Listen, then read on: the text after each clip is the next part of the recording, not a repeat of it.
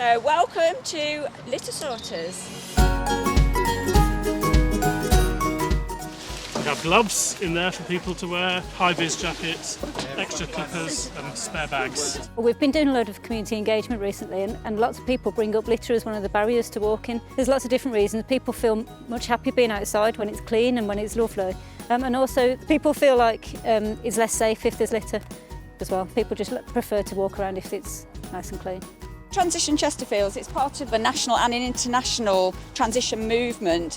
Our group was formed in 2008 and the transition movement's about preparing for a low carbon future. We do practical community action so that people can start to feel they can make a difference. I mean, people feel that climate change is such an overwhelming challenge and they want to do something that's starting to make their community a place where we're going to be able to live for the future. Clearly, we've got to do something about the stuff that gets thrown away. So this is one solution, is to pick it up when it has been thrown away.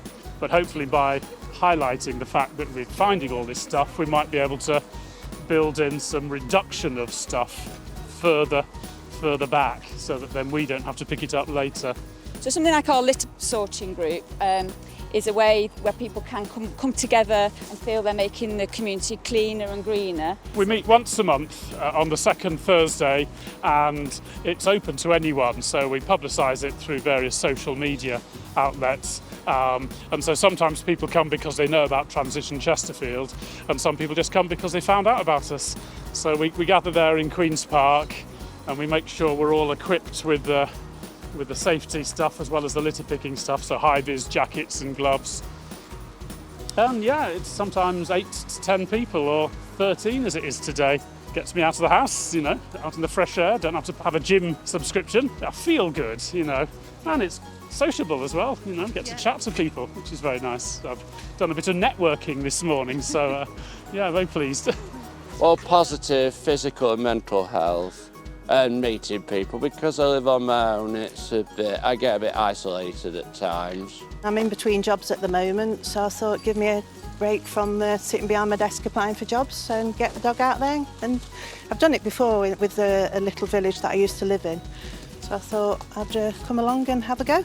I checked first if they'd let me bring Nellie. As you can see, she's quite compliant. I moved here to Chesterfield after a divorce. I didn't know anybody, so yeah, me building my network up, and everywhere's so messy nowadays. People just litter terribly, so.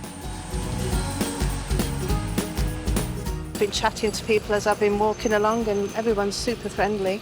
It's a brilliant team. I had a quick look at how far we'd gone. We've done about 4,000 steps, and somebody who doesn't walk very much generally, that's quite a long way to walk without even realising you are. So it's kind of walking with a purpose, being out in nature, speaking to people, and it's been really nice. That looks like 1.5. Don Catchment River Trust were extremely supportive. They funded the bins and an initial amount of equipment so that we've got the litter pickers and the hoops. They also provided us with first aid training, and they were very much part of setting us up, and the volunteers grew out of that group. It's very much for us a partnership working between our voluntary group Transition Chesterfield.